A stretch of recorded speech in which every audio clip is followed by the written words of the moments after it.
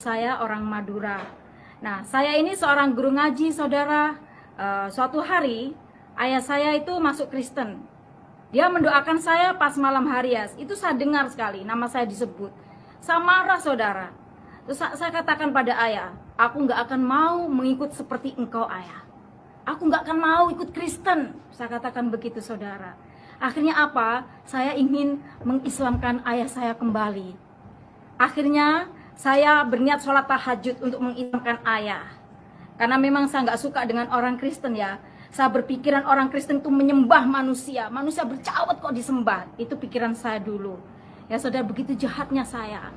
Akhirnya saya tidur. Nah, kalau sholat tahajud itu, kita tidur dulu, tengah malam bangun, baru kita sholat. Namanya sholat tahajud. Saat sholat tahajud, keinginan saya satu. Ayah saya kembali masuk Islam. Setelah saya sholat, saudara, usolli sunatal tahajuti rok'ataini mustaqbila kiblati ada anillahi ta'ala Allahu Akbar. Saya melihat salib. Saya berkata, kenapa Yesus mengikuti aku? Aku nggak suka Yesus. Dia manusia bercawat loh, kok ngikutin aku? Saya bilang begitu. Akhirnya kedua kalinya, saya sholat lagi. Usolli sunatal tahajuti rok'ataini mustaqbila kiblati ada anillahi ta'ala Allahu Akbar. Tetap salib Yesus ada di sajadah saya. Ya, itu seperti celemek, ya, celemek kecil untuk orang muslim yang sholat seperti itu. Datang lagi dia, saya marah, kenapa Yesus ngikutin aku sih? Aku nggak suka Yesus, saya katakan begitu. Akhirnya saya sholat lagi, saya ingin konsentrasi, saya sholat lagi. Saya doa sama Allah saya, Allah Subhanahu wa Ta'ala. Saya doa supaya saya konsentrasi. Ketiga kalinya dia datang kembali, saudara. Dan saya nggak mau sholat lagi. Saya lepas sajadah saya. Saya menghadapi kehidupan saya seperti selanjutnya, seperti biasanya. Ngajar ngaji. Ya, ngajar ngaji murid saya banyak, saudara ya. Karena saya ngajar ngaji tidak hanya di satu tempat. Ada di beberapa tempat. Kalau sekarang murid saya banyak yang sudah tua nih. Karena dari SMP saya udah ngajar ngaji. SMA pun saya ngajar ngaji. Dan seringkali di lomba kiroat ya. Kalau tibaan juga, saya juga yang kiroat gitu. Nah, suatu hari saya ada di lomba kayak musabaqah tilawatil Quran MTQ. Nah, qad aflahal mu'minuna alladzina hum fi sholatihim khashi'un. Pada saat saya membaca ini, saudara, saya lihat salib Tuhan di depan. Apa yang terjadi? Saya cuma begini. Ini apa artinya kok ada salib begini? Sedangkan saya benci Yesus loh. Saya benci dia. Kenapa dia datang sama saya? Akhirnya panitia itu pada lihat saya. Ini orang ada apa kok melihat ke atas ya? Saya dinyatakan gagal, saudara, pada waktu saya di lomba ini. Akhirnya saya turun. Saat saya turun itu ada suara yang bisikin saya seperti itu. Buka Al-Imran 3:45. Buka. Kamu belum pernah buka ayat itu. Akhirnya saya buka ya, saya penasaran ini ayat apa sih? Saya buka. Saya kaget, saudara, tangan saya gemeter. Kenapa ini ayat ada di Al-Quran ya? Kenapa ini Al-Quran kok menyebutkan Yesus adalah Tuhan? Isa ibnu Maryam wajihan fid dunya wal akhirah. Al-Imran 3:45. Coba buka, saudara. Isa ibnu Maryam wajihan fid dunya wal akhirah. Itu yang saya ingat. Isa putra. Kalau di Al-Quran Isa kan? Kalau di Kristen Yesus, putra Maryam. Maryam itu Maria, saudara. Wajihan, yang berkuasa atau yang terkemuka. Fit dunya, di dunia. Wal akhirah, wal itu dan akhirah adalah surga atau akhirat kalau di Islam ya. Artinya, Isa ibnu Maryam wajihan fit dunya wal akhirah adalah Yesus atau Isa, putra Maria, berkuasa atau terkemuka di dunia dan di akhirat. Kalau Yesus, saudara, itu terkemuka atau berkuasa di dunia dan akhirat, dia bukan manusia, dia bukan seorang nabi, tapi dia adalah Tuhan. Dari situ saya bertobat. Ya, saudara, itu pertobatan saya. Bismillahirrahmanirrahim. Assalamualaikum warahmatullahi taala wabarakatuh. Alhamdulillah wassalatu wassalamu ala Rasulillah Sayyidina Muhammad ibn Abdillah wa ala alihi wa sahbihi wa man walah, amma ba'd. Sahabat muslimin yang dirahmati oleh Allah, barusan kita sudah mendengar persaksian seorang perempuan asal Madura yang dia mengaku sebagai guru ngaji, bahkan mengikuti lomba qiraat, dan dia murtad keluar dari Islam setelah membaca surah Ali Imran ayat ke-45. Coba kita perhatikan ya. Kita perhatikan persaksiannya dia. Aneh loh kawan. Katanya guru ngaji. Katanya sudah sampai mengikuti lomba qiraat. Meskipun bacaannya sebenarnya tadi ya dipaksakan ya. Kalau sudah sekelas ikut lomba qiraat itu ya gak seperti itu bacaannya gitu. Saya meskipun tidak pernah mengikuti lomba qiraat, insya Allah bisa lebih baik daripada itu gitu loh. Apalagi sampai ikut lomba qiraat, mungkin tingkat RT, entah saya gak tahu apa ikut tingkat RT atau yang ikut lomba dua orang yang ikut, saya gak paham.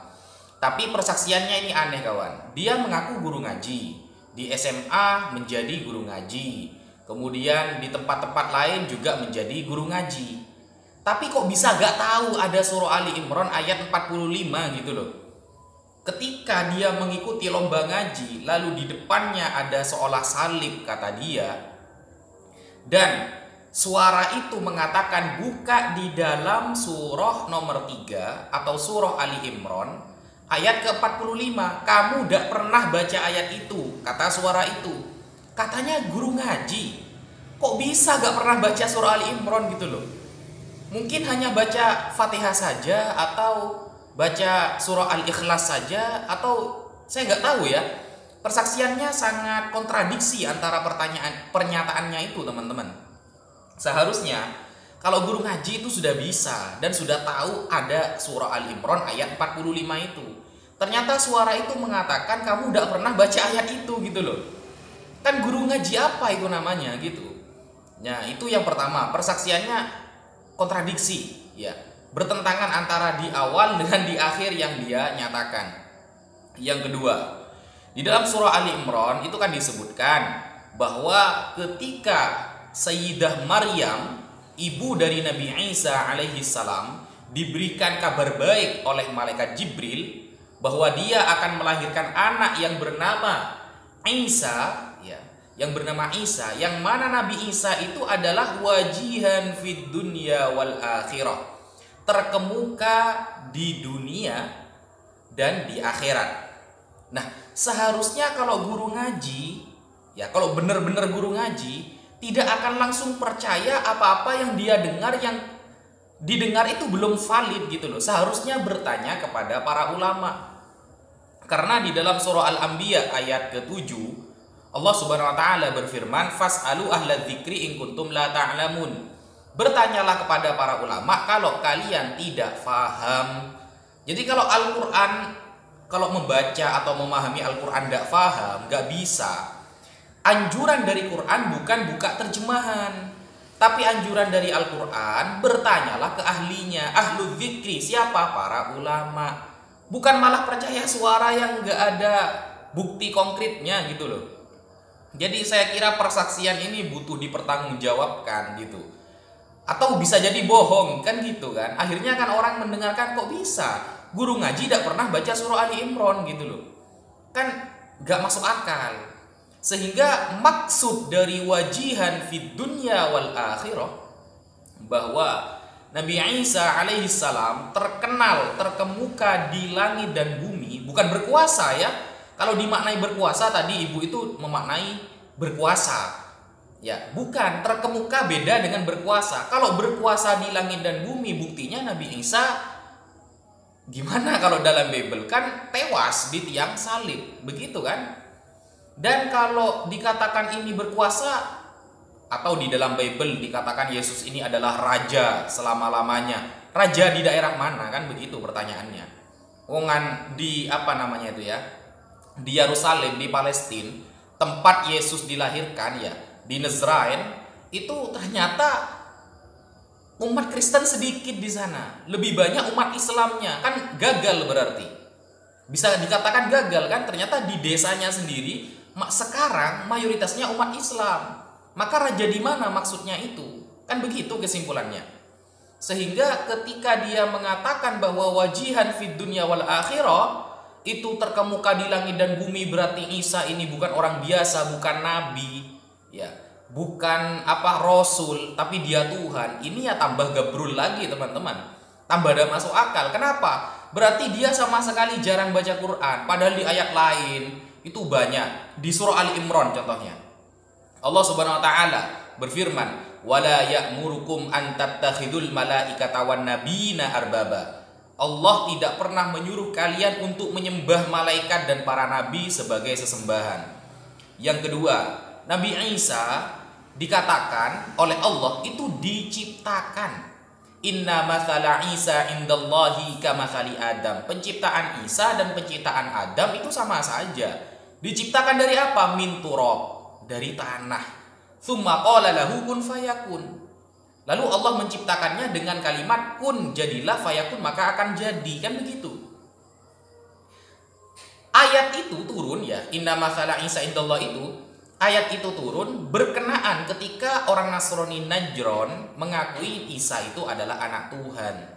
Lalu disangkal oleh Rasulullah SAW bahwa Nabi Isa hanya seorang utusan. Akhirnya Allah menurunkan surah tersebut, bisa dilihat di dalam kitab-kitab tafsir.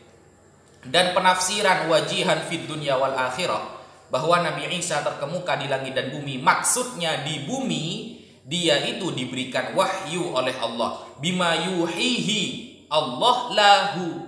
Jadi Allah memberikan dia wahyu minas syariah, untuk menyampaikan syariat.